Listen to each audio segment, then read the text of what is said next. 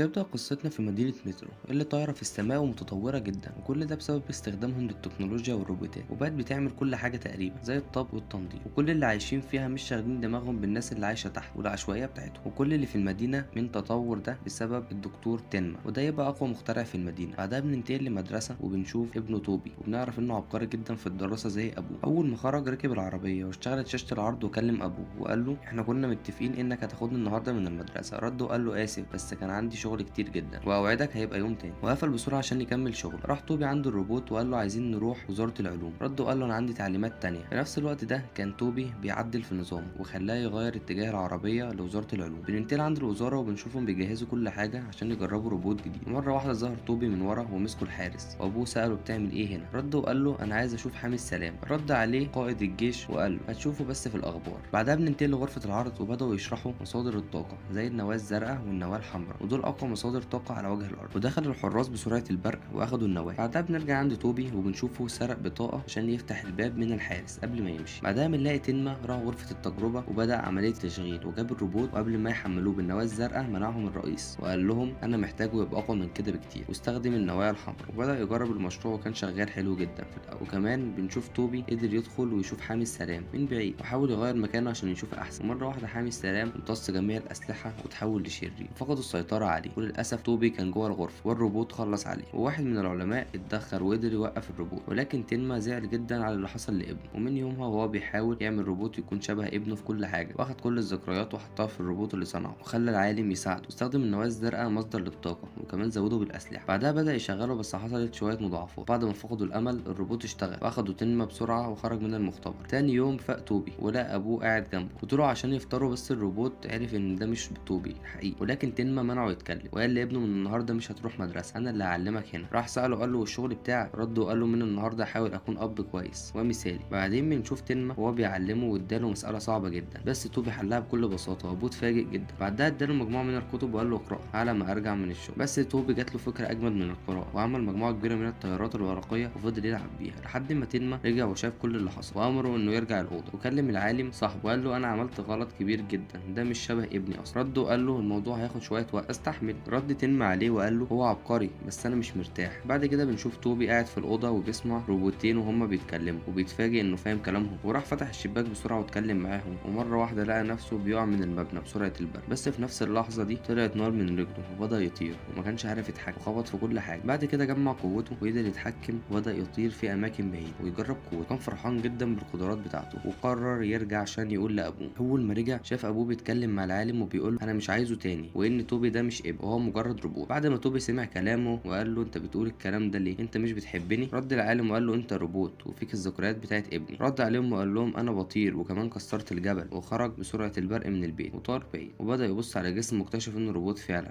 وفي نفس الوقت ده طلعت عليه طيارات الجيش من كل مكان، وعرف الرئيس ان تنما هو اللي صنعه وامر كل رجالته يمسكوه. بس قبل ما يعملوا كده طار توبي بسرعه البرق وطلعوا يجروا وراه وعملوا مطارده جامده جدا في انحاء المدينه لحد ما قدروا يمسكوه. بس توبي جمع قوته وكمان شد كل الطيارات وراه وخلص منه. في الوقت ده رئيس الجيش امرهم انهم يدمروه وياخدوا النواه باي طريقه، وفعلا بدأوا يضربوا عليه بكل الصواريخ اللي عندهم ووقع من فوق المدينه. اول ما فاق شاف مجموعه كبيره من الروبوتات البايظه وعرف ان ده مكان الخردوات للمدينه بتاعته. بعد كده وقع من مكان عالي وقعد شويه وفضل يفكر لحد ما طلع عليه روبوت على شكل كلب وراح عشان يساعد، بس وقع في فخ شويه شباب ومسكوه وافتكروا انه بشري زيهم وبدأوا يتكلموا معاه وسألوه انت وصلت هنا ازاي. رد قال لهم اهلي طردوني ووصلت للمكان ده بالصدفه. في نفس الوقت ده كانت مجموعه من الروبوتات واخدوه معاهم وبدأوا يتكلموا معاه وسموه استر. ومره واحده الشباب هجموا عليهم وانقذوا توبي وطلعوا بسرعه. بعدها بننتقل للمدينه وبنشوف رئيس الجيش بيقبض على العالم وبيسأله عن مكان الروبوت وبيقول له ما اعرفش راح فين. ووصل تنما في الوقت المناسب وقال له هات الروبوت وانا هوقفه واديك النواه. بعد كده بنرجع عند توبي كان مستغرب ان في ناس عايشين في المكان ده لحد ما وصل لبيتهم واتصدم من كميه الاطفال الموجودين هناك ومن الشقاوه بتاعتهم وتكسيرهم للمكان. وطلع وقابل هامج